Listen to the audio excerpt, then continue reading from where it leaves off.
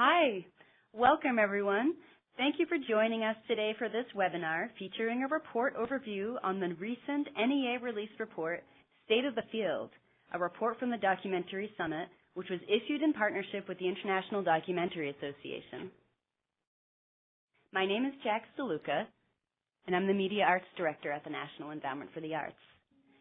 On today's webinar, we have two very special guests, Michael Bracy, who was the project consultant, and Simon Kilmurry, who is the Executive Director of the International Documentary Association. Michael, would you like to take a moment to introduce yourself? Thanks, Jax, and good afternoon, everybody. My name is Michael Bracy. I've been really fortunate to work at the intersection of public policy and culture for almost 2 decades, doing a lot of work specifically in the music community, and in the last 5 years working in the documentary film space. And it's been a real pleasure to be part of this process. Great. And Simon, if you could also introduce yourself and your work at IDA.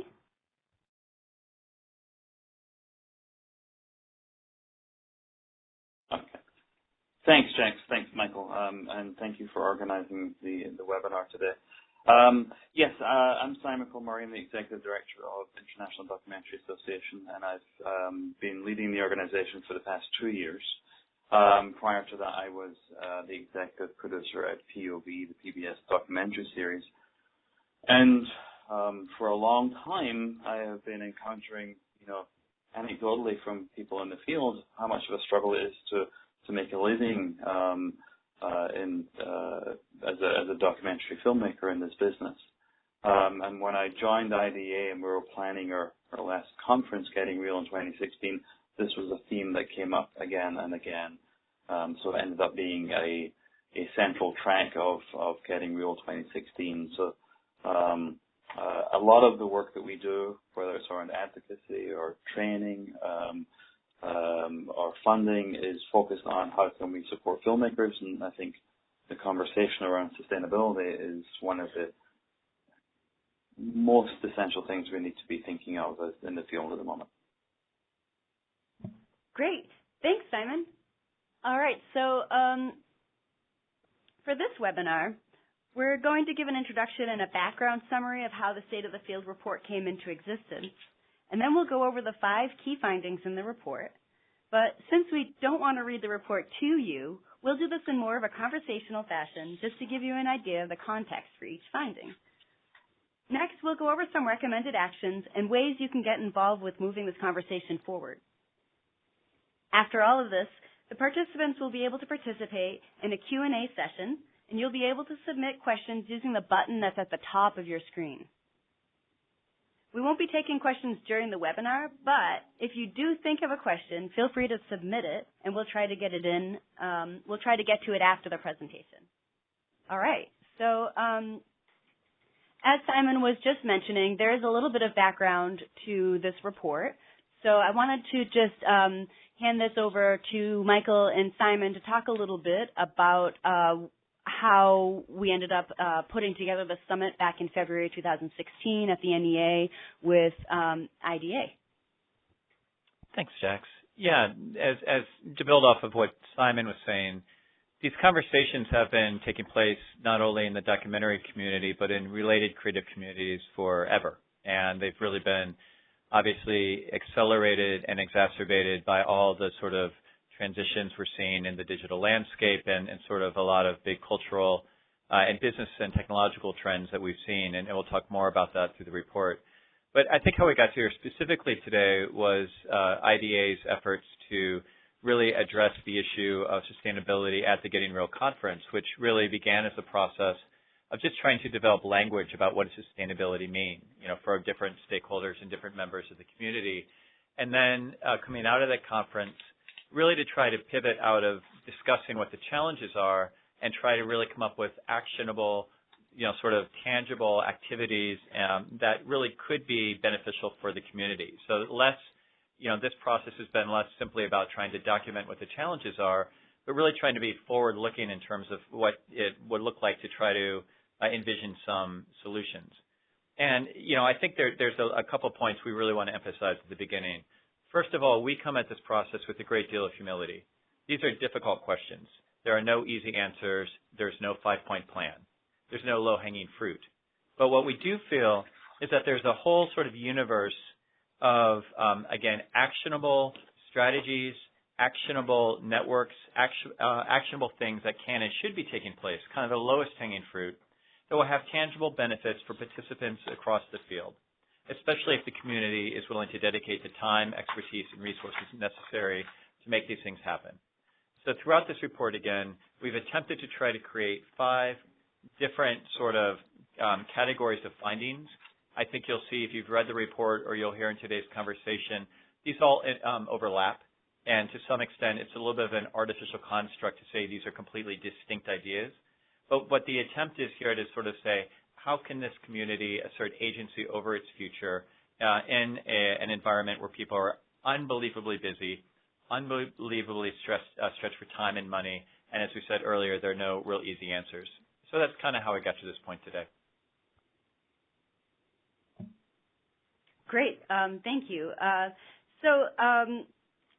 So in summary, for this introduction part, we just want to make sure that everyone who was on this webinar today can really engage in these key findings, download the report, and really think about their role in this ecosystem.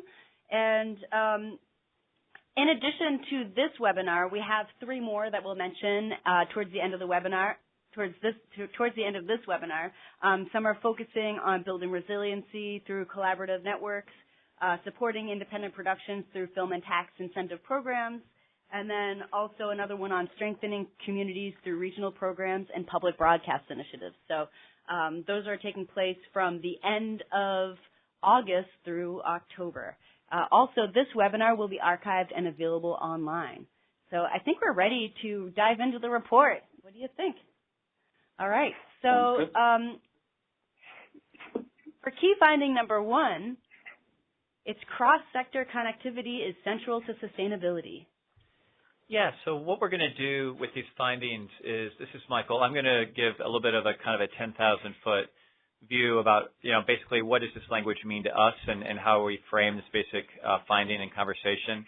Then Jax is going to, kind of fill that out with some specifics that we have inside the report in terms of case studies and other very tangible examples of what we mean. And Simon will add some color from what he's seen from the IDA and the community perspective.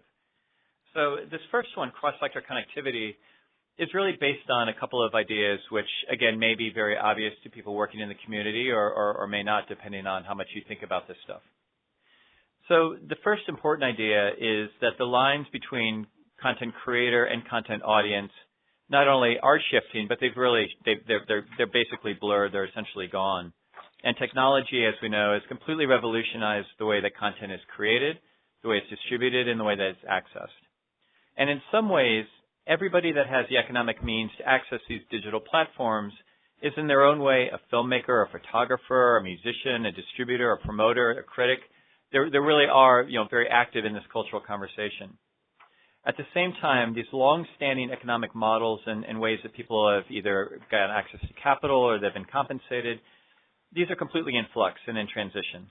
And it's very unclear. There's a great deal of uncertainty about where these business models and economic structures are going to come out, which is, again, linked to evolution in technology, evolution in business models, and the role of public policy and philanthropy as part of that. So when we talk about cross-sector connectivity, we're really talking about the idea that people inside the documentary industry and documentary ecosystem tend to have high levels of expertise among certain areas. They're filmmakers, they're editors, they're producers, they're impact producers. They have different areas that they are the best at, oftentimes in the world, and they oftentimes work among different segments of community. So they have to, kind of multitask and be juggling other areas of expertise. But one thing that's come out consistently in our conversations over the past year is the importance of not only working among the different segments of the documentary community itself, but trying to move outside the documentary community to understand where these other sectors that have a great deal of influence or could inspire the documentary community, where that overlap exists and where we could learn from each other and inform each other's thinking. So, for example, all these other artistic disciplines like narrative film and television, the music community, podcasting, et cetera, they are dealing with similar dynamics about access to capital, how to fund the work, how to engage audience, and how to generate revenue. Similarly, the technology community is going to have a lot to do with obviously, this is a real important fact. We all know the tech community is really driving and will have a lot more to do in terms of future communication platforms, consumer electronics models, and distribution models and revenue streams. So it's important to be engaging to the extent possible, to be active in those conversations and not be sort of passive and just kind of deal with what comes down the pike. Similarly, when we're thinking about revenue streams and access to capital, market researchers and economists are studying consumer trends. They're anticipating where streams are going, not only today, but in the future. That's going to be critical as we're thinking about the business structures and opportunities to make a living in the future. And finally, we think about, in this sector, and again, we'll talk about this more later, but the public sector and the government, who really are vitally important to this community, both through policies and funding. So again, as a broad idea, the first finding is the importance of being very intentional and strategic around this notion of cross-sector connectivity and moving beyond sort of our own pockets of expertise and influence. Great. Thanks, Michael, for giving an overview of that. So what he's really saying is by assessing the past, the present, and the future revenue models and engaging with parallel arts disciplines, the field does have an opportunity to pursue economic structures that benefit all members of the documentary ecosystem. So in this report, we do have a case study that illustrates key finding number one, and we wanted to really bring to life how filmmakers are affected by these external factors, such as a lack of reliable business models. So in this case study that we've included, we've interviewed the filmmaker, Katie Dellamaggiore, who had made Brooklyn Castle, and we really wanted to get a closer look at her experience as a first-time filmmaker and navigating common challenges. So in this case study, this is one of many stories. And basically, a quick synopsis is that she had challenges raising capital funds. Getting early phase investment is a challenge for many filmmakers, often leaving them to finance productions on their credit card. And this is something that a lot of filmmakers are stepping forward and coming up and openly talking about, because oftentimes it's not recouped in the later parts of the distribution phases. So as we kind of walk through this, the film went on to effectively illustrate the impact of after-school activities through the content of the film, and there was a lot of partnerships that led to a lot of positive impact locally and nationally. And it had national distribution, and so if you read the case study, you'll kind of look at all of the moving parts that a filmmaker has to manage. And it also illustrates that even though a filmmaker can have success in distribution and screenings and impact, that the financial aspects are still not benefiting these independent producers as well as they could be. So at the end of the case study, we included some questions for stakeholders, like how can funders and organizations step forward and help create stronger pipelines? How can organizations, investors, funders, and distributors work together to provide more cash flow solutions that could prevent independent content creators from accruing debt at high interest rates? So we posed those questions to the field, and we hope that by reading this case study and remembering that there's a lot of other examples of this, we're hoping to start and participate in that conversation. I'm going to pass this over to Simon, too, since he's seeing a lot of this as well. Simon? Thanks. Thanks, Jax. Yeah, just a couple of observations from me. I think one of the things that's very interesting in Katie's case study for Brooklyn Castle is the amount of personal debt that filmmakers are taking on. I think this is something that in the field that we all felt, we know, but it was really underscored by hearing that directly from filmmakers and from the study which IDA did with Katie Gorham-Chatou at the Center for Media and Social Impact at American University, and that those numbers are in the State of the Documentary Field section, where we get an overview of that study and the range of personal debt that filmmakers are taking on. And I think what that speaks to is finally we actually have some concrete information that we can engage the funding community, the public funding community and the philanthropic community into having a more clear understanding of the position filmmakers are putting themselves in, and I think that will help change that conversation. The other thing, which just to piggyback on what something that Michael was saying, was engaging obviously with the tech industry and how that is shifting models of production and distribution and shifting the economics of it, is cross-sector partnerships with radio, with organizations like American Association of Independents in Radio. I think there's interesting things that the documentary field can learn from kind of an ongoing set of conversations with our other creative partners working on similar fields. Great. Thanks, Simon. So we're going to move on to the second key finding, but as I'll just say this throughout the entire presentation, if you refer to the report, there's a lot more in there. In no way is this a comprehensive bit-by-bit piece of the report that we're giving you here. So dive into the report, because there's a lot of information in there to unpack. All right, so for key finding number 2, this one is titled Peer Networks Need Strengthening.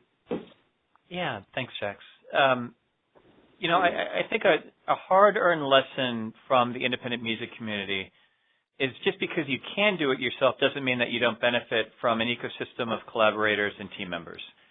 And I think that's something that really bubbled up again and again in the process of writing this report, that a lot of filmmakers and film teams really felt sort of marginalized and that they were having to solve a lot of problems that and figure it out on their own in a way that is not only sort of disheartening because they were feeling a lack of community and collaboration, but also just on a pragmatic level, just the difficulty of trying to solve every problem, whether it's a business decision or it's understanding how to work with local government around permitting issues, or it's lack of collaborative infrastructure on the insurance side. And that clearly is contrasted with what we see in the community, which are some amazing examples of really highly functioning networks and convenings and opportunities, membership organizations, discussion groups, and places where people are able to come together. And so, I think what we're really trying to emphasize in this finding is just hold up the importance of these networks and of that ability to have that sense of community and partnership. But it's really important to do that while recognizing this huge barrier, which is the time and the resources necessary for these networks to be effective. Because something that we talk about a lot about is that nobody in the documentary field is looking for a hobby or just something to do with their time. People are really stressed in terms of their time and their capacity. So it's very important for these networks to be as intentional as possible about the kinds of opportunities that support networks can lead towards mentorship, sharing lessons learned, advice on difficult career decisions, emotional support, introductions to professional resources, and all the other benefits that these networks can bring. And there also is a very important and a very strong linkage to things we'll talk about later in this webinar, the development and distribution of research and best practices, public policy initiatives, replication of local workforce development initiatives, things like that. So part of the importance of these networks is that as we talk later about getting research into the field, engaging more effectively with the public sector, these networks are going to be vital in terms of taking those kind of information and those resources and activating them. And it's our hope that we'll be able to model some of that work actually through this report itself in terms of stuff we'll talk about later with taking this report out into the community in terms of discussion groups and other opportunities.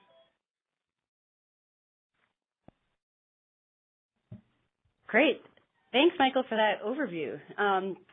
So like in the other key finding, we've also included a case study to highlight some of the points in this key finding. So this next case study is focused on South Arts, who has a program called Southern Circuit, which provides a touring film program to nonprofit organizations.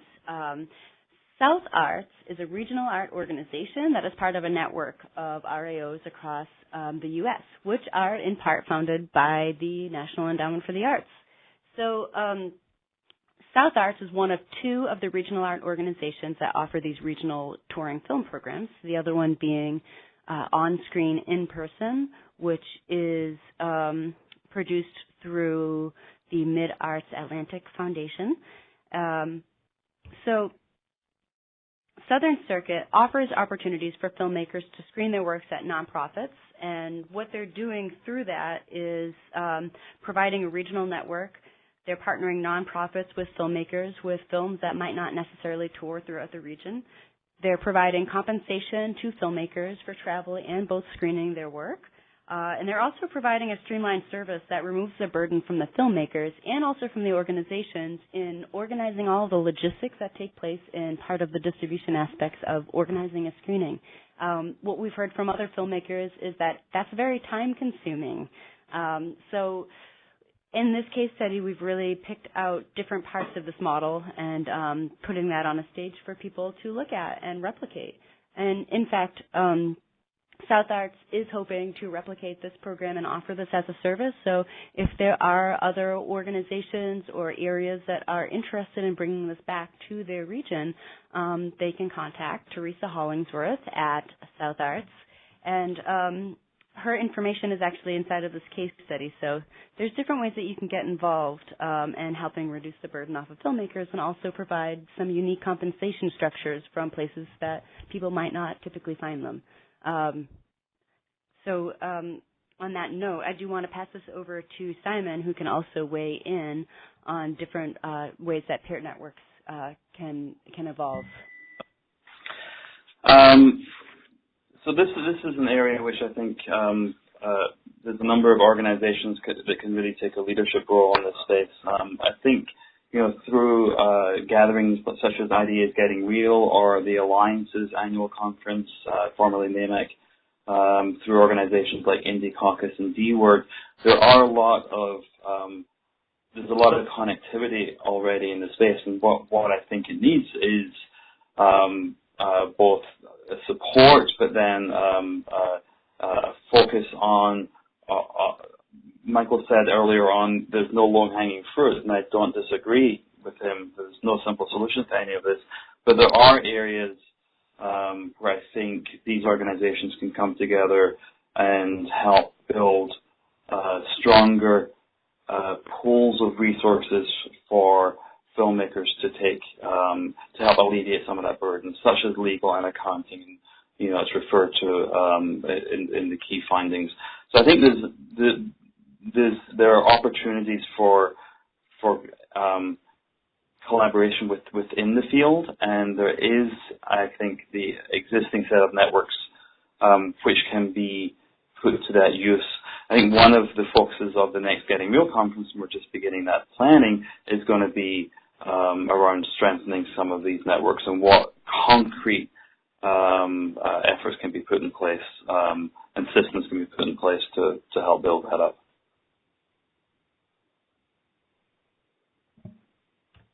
Great. Thanks, Simon. All right, so we're going to move on to key finding number 3, which is the public sector needs more engaging. Yeah. I'm going to talk about this for a minute or two. I'll try not to go too long. I could take up the next 35 minutes talking about this. But one of the challenges I think that all creative sectors face is really trying to understand where that intersection point is between the public sector at all levels of government and how government interacts with your creative industry, how you can, as a member of that community, especially somebody who in most cases is very busy working in that field and, as I said before, is not looking for extra things to fill up their time, how to build and maintain and be effective in terms of understanding what types of relationships and what types of networks you want to build. So when we talk about public sector engagement, we're really thinking about this in 3 ways.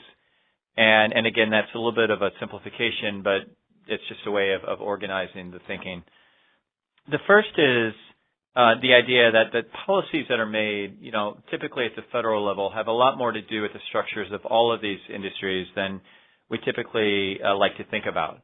In terms of the documentary field, that it could include things like media ownership rules and regulations in terms of who can own broadcast companies and television stations, spectrum policy, so the future of public spectrum and who controls that and what rules govern use of it, antitrust enforcement, network neutrality, the role of intellectual property in a digital marketplace, and I could go on. But I think one of the important recommendations is to address these issues less in terms of advocacy and more in terms of education and building relationships.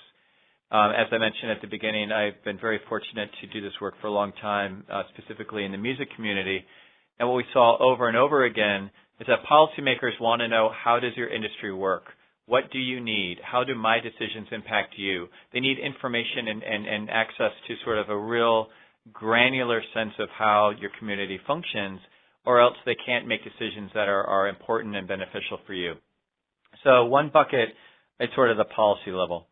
The second level, again, this is sort of no surprise to most of the people in this conversation, but the public sector provides massive infrastructure for this community and also is a very critical convener.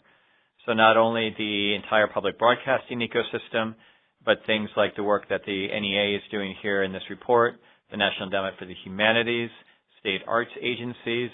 You have in many communities and states, you have production incentives and investment. You have tax rebates.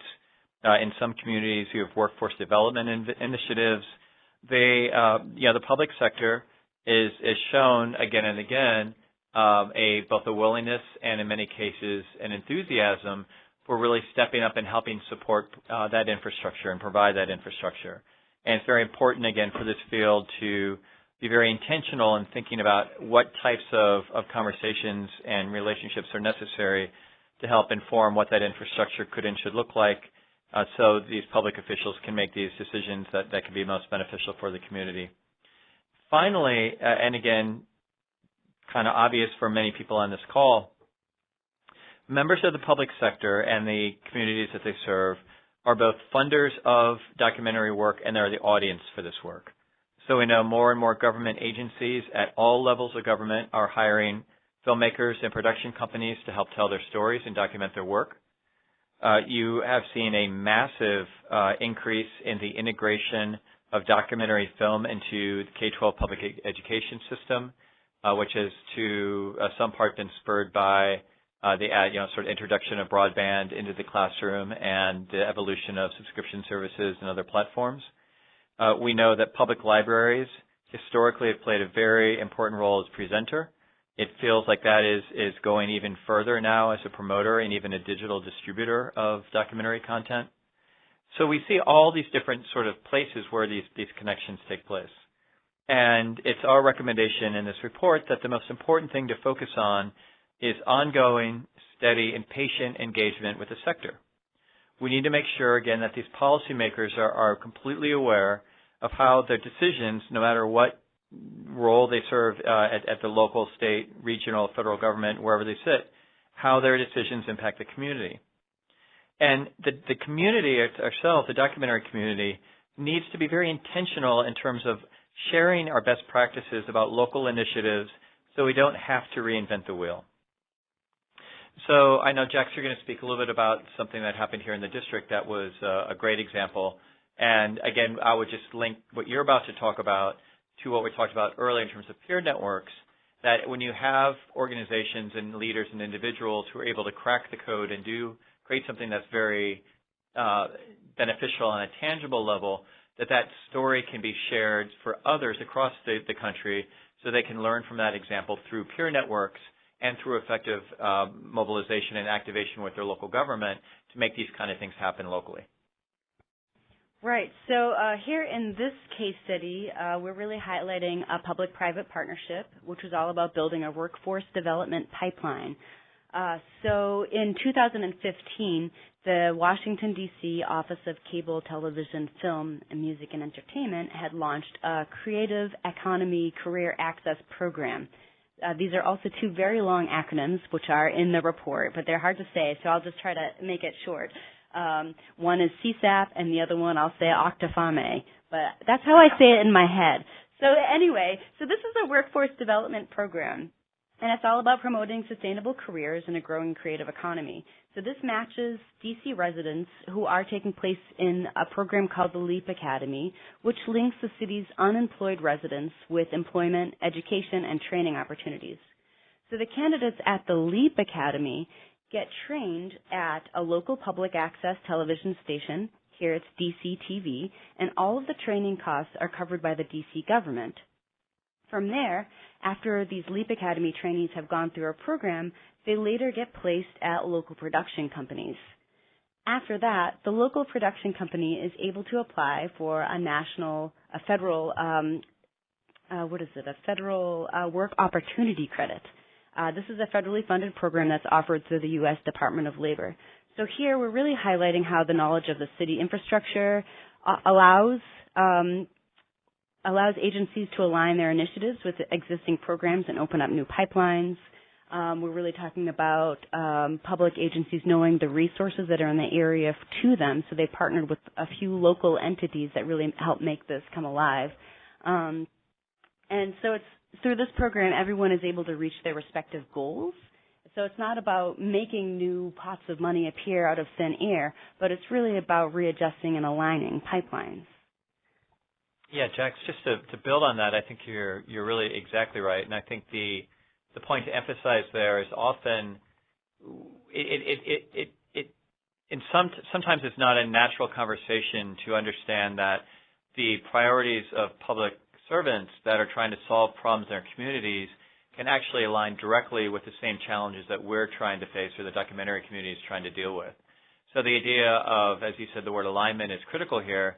In this case study, the local filmmakers were eager to raise resources to help build up their talent base and give people a chance to learn skills and move into the workforce.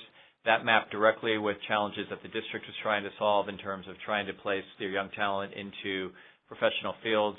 And that alignment, again, this is the microcosm of the kind of conversations that are happening and have happened, obviously, elsewhere throughout the community. This is not the only example of this type of partnership happening. But these are the types of things that are scalable completely. Every community can be doing a version of this, especially as we can learn from, sort of the examples of the filmmakers. You want to talk more about that in the report? Sure. This report that we're talking about here. So, well, first I was actually just thinking a little bit about what you were saying there about, this is a replicable program. So we do know that there are other local public access stations. We do know that there are other offices of TV, film, and music and entertainment in other cities. We do know that there's a lot of programs that are similar to the LEAP Academy that are working with unemployed residents and linking them to employment. So this is something that there are people in the field who have spearheaded these programs that we can help connect you and making that happen in your city. So I think furthermore, though, what's also important is outside of the government responding to the needs and using their knowledge of government infrastructure to align their programs, from the other side, from the individual side, it's really important to engage with the public sector. And so from my perspective, being in the public sector now, it's really important for me to hear everyone's stories, hear about their challenges, and really hear them talk positively about the programs that are in their area that are making a difference, so that way we know what's working. So in this case study, we've also included public testimony, which is from Lance Kramer at Meridian Hill Pictures. And this is an effective way for individuals to engage policymakers and public officials. So we've included the entire statement that Lance had given during a D.C. City Council hearing. And we thought that was just a nice format for people who are often intimidated by making these types of statements. Yeah, and if we have time at the end of the webinar, we'll do a dramatic reading of his testimony just so you can know the tone of voice we should use and things like that. Thanks. And Simon, can you also weigh in on what's happening on the field on your end and fill in the blanks for anything that we might have missed in this section?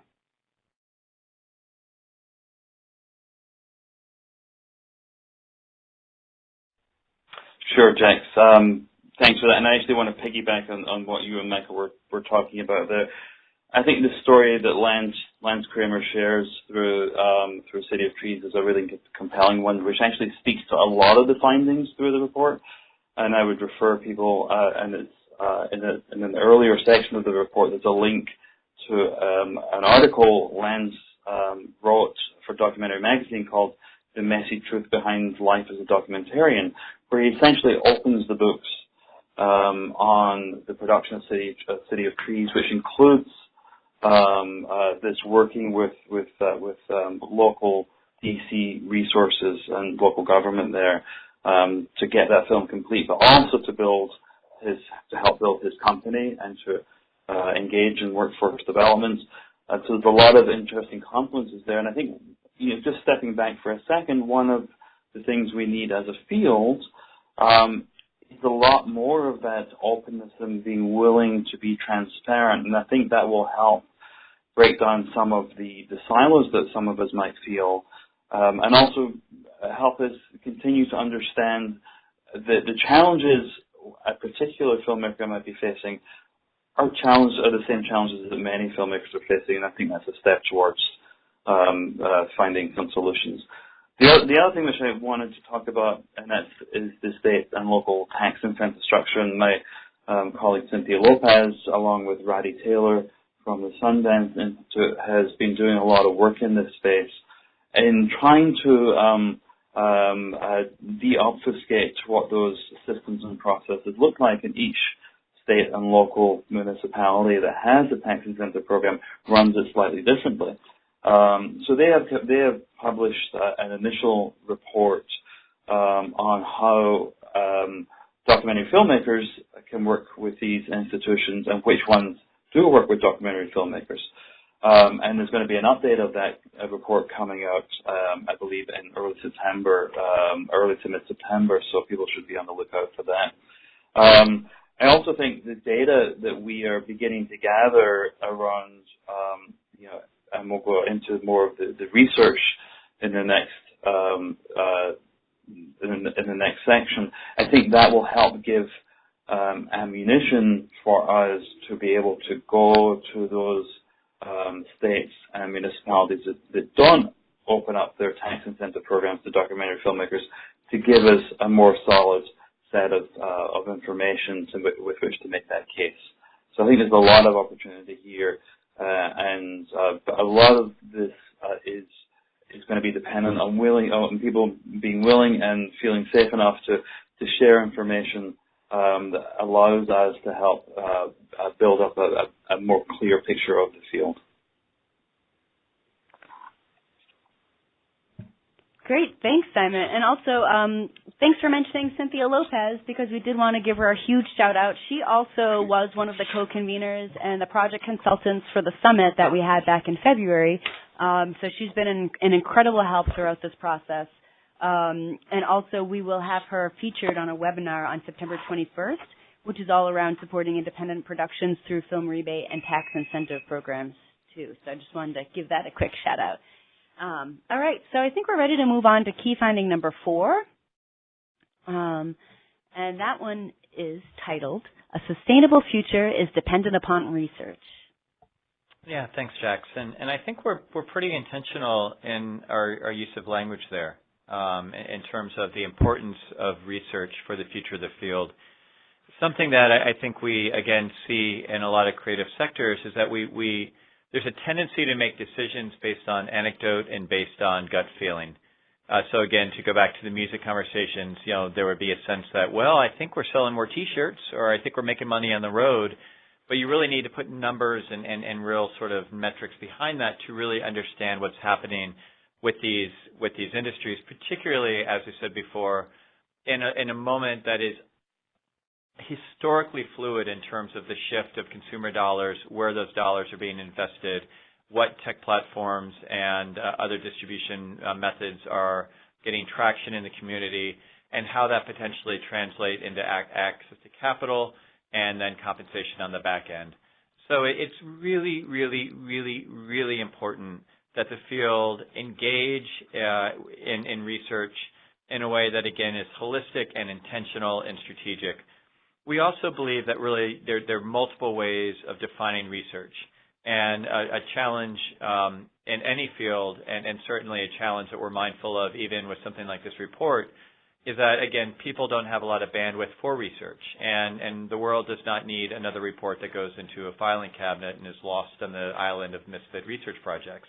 What we really need are, kind of quantitative, number-based studies that are impactful, but we also really need qualitative case studies and best practices that are connected to the people that can benefit from that information. So a way to think about this is, what does the field know? What do we already have? What information and research is already in place, and it just needs to be accessible, and it needs to be contextualized.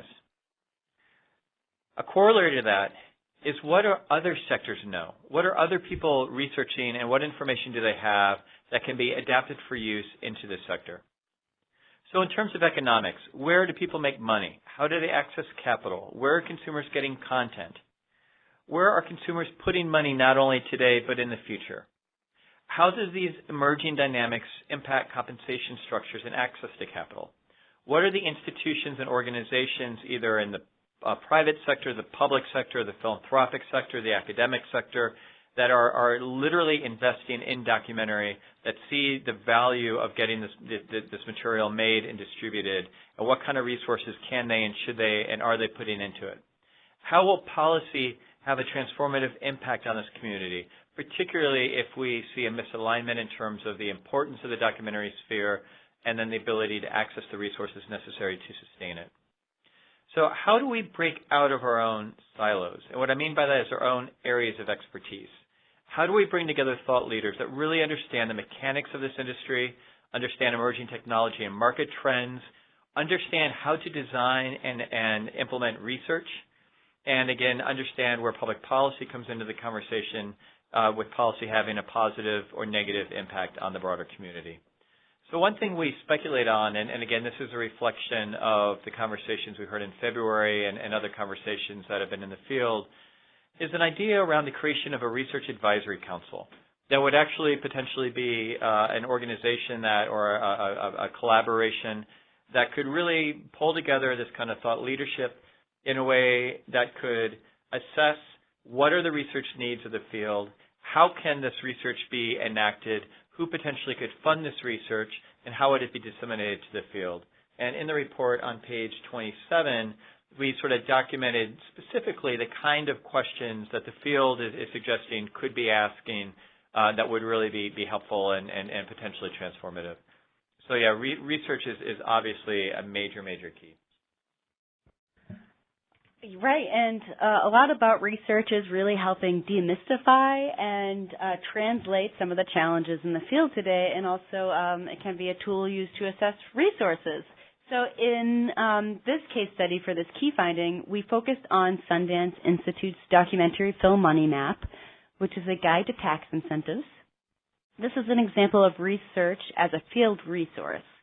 So here, what we have is a guide that includes a state-by-state cheat sheet and synopsis of tax incentives, a quick consulting guide for film producers to help determine if pursuing a tax incentive is the right move for their project, and also a best practices quiz for film commissioners.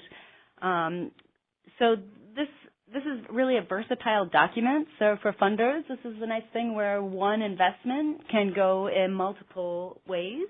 So this is investment with a lot of mileage. So in addition to downloading the documentary film money map, we just wanted to highlight this as a really nice model for people who are undertaking research right now. These field skins are an invaluable resource for people who don't have the time to consolidate and put everything in one spot. There's a lot of people who don't really know about what types of film incentives are available in their own state. So it's really nice that Sundance went through and combed through and really isolated all of the tax incentive programs that support documentary film, because not all of them do. And as we're going through this, I'm learning also the different types of state and film tax incentive programs that exist. So this is making it more of a navigatable area for filmmakers to unlock a little bit more funding and really help people achieve more sustainable careers. Oh, I'm going to pass this over to Simon again to see what IDA is seeing at the national level. And I do know that you guys have some exciting research initiatives under the hood. Yeah, research is really key, I think, to almost everything we're talking about today. So one of the areas that we've been focusing on, as I mentioned earlier, this partnership the IDA has with the Center for Media and Social Impact at American University, whereby we will be undertaking this state of the field research on a biennial basis. So that every 2 years we will begin to be able to get a sense of trends that are happening in the field, and really have a set of longitudinal data to see how the field is evolving, shifting, and changing. I think the other area that we've been talking about with the center is for a deeper economic study of the field, an economic impact study of the field, which will take some resources and some time, but there are existing places where we can begin to gather some data, and that is through funders who may be willing to open up their databases, through organizations like IDA and Women Make Movies and others who have fiscal sponsorship programs where they have aggregate data which can hopefully be mined to get a better picture of the field. I think the other research areas which I think we need to be looking at, and I think that, again, as we move towards getting real and working with other organizations in the field, organizations like Sundance and the Alliance and others, looking at diversity and access and artist revenue models, those are areas which I think needs a much greater focus and specific study, particularly with respect to diversity and access. But again, a lot of that data is existing within these funding festival bodies, etc., and it's a matter of how do we gather that, how do we analyze it, and how can we assure that we have fairly representative set of data that is rigorous and has sound methodology behind it. So that's where our partnership with the Center for Media and Social Impact will come into play. Thanks, Simon. That's really exciting to hear all of that, and we look forward to seeing what's coming up down the pipeline. So also, if you didn't mention that, get on IDA's newsletter if you're not already on that, and get on our newsletter. Also, if we have some new people, we have one key finding left, guys. This is going by so fast. I hope that you're learning a lot, and I hope that you've downloaded the report online. So for key finding number 5, this one is the fun one. Everyone's a stakeholder, whether you like it or not. Michael, tell them why. This really represents, in some cases, a shift of thinking. And it really gets to the question of who ultimately is responsible for the sustainability of this field, which, again, connects directly to can filmmakers and producers and people in this community make a living and survive in this industry. And, it's just really important to shout out and name the fact that if your work or your personal interests or your professional interests intersect with the documentary community in any way, then you have a practical responsibility to care about the overall health of this ecosystem. And you need to be mindful of how the decisions that you have control over can play a positive role in lifting up this community. So again, this is an unbelievably exciting and dynamic moment for the field. And the question is really now that as you've had this sort of real blossoming of awareness of the viability and importance and dynamism of the documentary community, if all the other, sort of institutions and organizations and leaders who are new to this thinking, if they are going to recognize that, in fact, they're not just an audience for this or a funder or a participant, they're actually a stakeholder. And this isn't about judgment or accountability. It's really about being expansive and creative and asserting the agency of the documentary community's future. So on the filmmaker side, it involves being transparent and honest. I think Simon spoke to that really well about the day-to-day challenges facing filmmakers, producers, and others in the field. I think it really involves the commitment of time and resources to increase in our research and our professional networks. It It includes a deepening understanding that this is not a conversation about filmmakers and producers. It's a collective conversation. So if you work for a nonprofit that has benefited from a documentary that helped tell your story, you're a stakeholder. If you are a fan, and if the highlight of your year is traveling to a destination film festival because you love documentaries, you're a stakeholder. If you work for a city or county that benefits because of tourism dollars and branding that comes from that festival, you're a stakeholder. If you're an educator that is excited about the promise of integrating documentary film into your classroom, you are a stakeholder. If you work for a tech company or a distribution platform or a new app that's connecting films with audiences, you are a stakeholder. If you're funding films or an investor, you are a stakeholder. If you're a public official with the power to support or diminish key documentary infrastructure and access to capital, again, you are a stakeholder. So if this work is going to be successful over the next 20 years, and again, this is not a 2017 idea, this is like the next 15, 20 years, the community, we have to have this collective recognition that we all need to come together with our best ideas and our capacity and our willingness to hear other perspectives to build a healthy, sustainable community that we all benefit from. Well said. I don't think I could add anything more to that. I just want to just ditto all of that. So I think Michael just dropped the mic and he's out of here now. So Simon, it's just you and I now. So really, when you're looking and thinking about this report, there's different ways that you can access this conversation and engage with it in different ways. So we have a whole section about getting involved. So there's a lot of basic ways in here that people can consider their resources and join in the conversation, but also turn this into actions that lead to tangible solutions. So it might seem like we're trying to move a mountain, but if we all are using our own circles of influence and really like working together and communicating, then there's hope here for the field, and that's really exciting. So now's the time where we can engage with people who we haven't engaged before. So really think outside of the box. This is really beyond just the people working in the documentary sector. So think about that and think about the big picture, because as Michael said, it's not going to be the next year that these things yield fruitful results. It might be 10 or 15 years, but there's a lot of small successes that will happen along the way. So we'll talk a little bit more about that in a second. But before we do, Simon, who's doing this from the West Coast, can you chime in on any of that from IDA? It's really hard to follow Michael when he's so damn good at this stuff. That was great, Michael. Thank you. And I think, so I think this is this is a really important part of this report, because I think otherwise this whole thing can feel a little overwhelming. And it's like, okay, this is a mountain, and me as a filmmaker, I can't move this mountain. But no one's asking you to do that. It's about us all being engaged in whatever capacity we can be, to the extent we can be.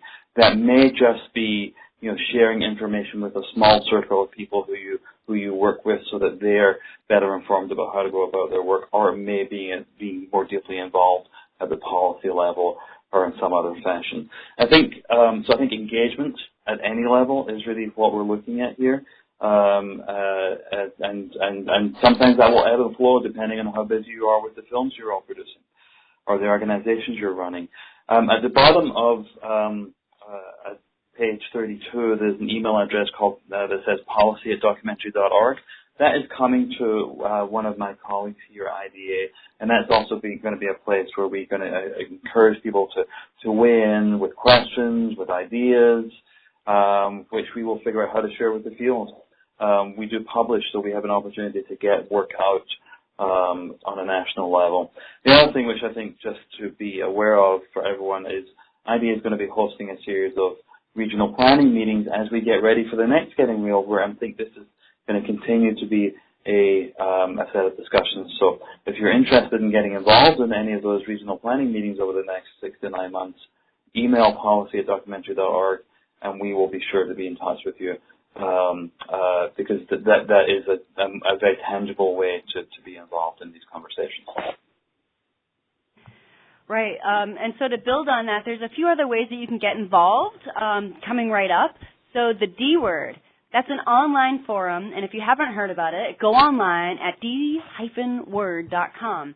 You could register online. It's a free membership, and this is an online forum for documentary professionals around the world. But on September 5th through the 8th, Simon, Michael, myself, Cynthia, Marjan Finia, who has been also incredibly helpful in getting this report done and putting together the summit. So join us for this conversation because we will be focusing on aspects of this report and really putting our heads together and hearing more from people in the field on where to go next. Also, we have a couple meetups that are happening. One is at Meridian Hill Pictures. That's a D.C. area meetup. If you're interested, email Michael Bracy. You can even send him fan letters, too. He likes those. So that's going to happen on August 24th. We'll send you the location, the time, and everything. So if you're in the D.C. area and you're tuned in, send Michael an email. Also, Film Independent Forum will be hosting an LA area convening. That is going to be part of their weekend convening. Simon, you know a little bit more about that. Yeah, I'm just calling it up on my computer here. Sorry. I will see if I can post information in the chat about this. Yeah, so if you want more information about that, that will happen on October 21st, and you can sign up for updates to the IDA newsletter. Yes. And also, we have a series of more webinars on the way, more conversations. So as we were saying, here's all the titles. We have a great roster of presenters. We have Claire from IDA, Sarah Wolozin from MIT Open Doc Lab. We have Ruthie Doyle from Sundance Institute's New Frontier program talking about collaborative networks. We have Lance Kramer, who we've brought up a few times during this webinar. He's going to be talking about film rebate and tax incentive programs with Cynthia Lopez, who had a huge hand in this report. She also was the former New York City Film Commissioner. We have Herbert Niles, who is part of the D.C. Office of Cable Television, Film, Music, and Entertainment. He can answer any of your questions about the Workforce Development Program, too. We have Roddy Taylor from Sundance Institute. And then we're also going down to the regional programs and the public broadcasting initiatives with Teresa at South Arts, Sue at the Association for Independence in Radio, and Chris Hastings at World Channel. So I know that we're running a little bit short on time here, but we do still have time for questions. And thank you so much for being with us on this webinar. So I know that we have some questions that are stacking up, so we're going to be able to take a few of those. But if anyone has something on there that doesn't get addressed, you can certainly send us an email. Just CC us all, and we'll all chime in. We'll just do a free webinar for you. No, I'm just joking. But we're more than happy to be here as a resource. So, all right. So we have both of the Sarahs, Sarah Metz and Sarah Burford, who are the media arts specialists at the National Endowment for the Arts, moderating questions over here.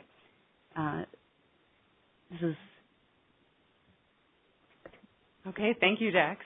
So our first question is about federal work opportunity tax credits. And the question is that those federal work opportunity tax credits are typically awarded to organizations that employ people from a specific target group. And how did filmmakers get fit into this eligible target group for those tax credits? That's a great question. I'm going to say go back into the report, and on page 23, you will actually be able to click on the links for the work opportunity tax credit. I know with this, once the subsidized on-the-job training period ends, the employer partners who retain their trainees, they're eligible to apply for the credit. So Herbert Niles is the one who had orchestrated that program, and he'll be on one of the webinars in September. But he also is open as a resource to answer those questions. So we would suggest downloading the report, reading more about the program, and contacting Herbert, who is kind enough to act as a resource. So this actually might be a question for Simon, but there is a question about the IDA Regional Information Planning Sessions. Will it be international? Like, are there other opportunities?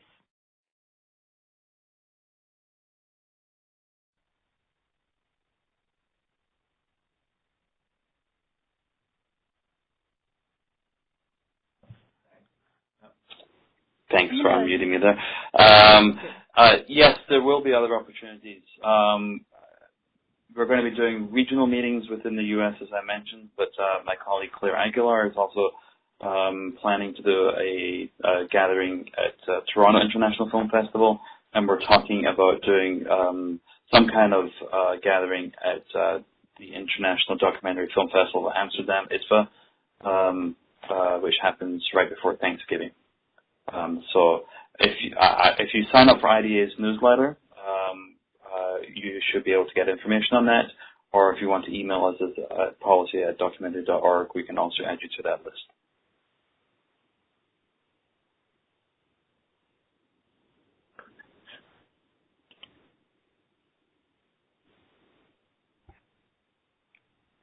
Okay, we have a question about what are some of the best ways to help raise awareness and help educate policymakers and other stakeholders about the most pressing issues in the documentary field. Are there strategies or ways that are particularly useful? I can take that. I think that's a very expansive question, and obviously we could spend a lot of time talking about that. I think in general, I'd echo some of the stuff that we said before. I think first is working in the community. It's always better to have these sort of intentional networks, whether they're locally based or regional or affinity groups, where people are able to kind of share sort of language and a sense of what issues are emerging or coming up or what's important or how we talk about this. I think the second is, again, overcoming the barrier, particularly when dealing with elected officials and their staffs at all levels of government, getting over the barrier of feeling like this has to be an adversarial relationship or this has to be sort of a traditional or a transactional relationship. Really, again, my experience is that the overwhelming majority of elected officials and their staffs are eager to learn about what's happening in their local creative industries, eager to understand the realities of what's happening in these marketplaces. And, really the most, sort of the biggest fruits will come from really establishing these sort of partnership relationships where there's ongoing communication and a real sense of sort of trust and, knowledge, deep knowledge about the realities of the community and where the policy conversations fit into that. Thanks, Michael. All right, so since we're already running a little bit over, unfortunately, we will have to stop taking questions at this point. However, our information is on there, and we really look forward to talking more about this. So share the report out, maybe establish a local reading group. Making a living is the most pressing challenge facing the documentary field today, and we really look forward to fixing that problem together. So thank you for tuning in, and we hope to see you at the next webinar.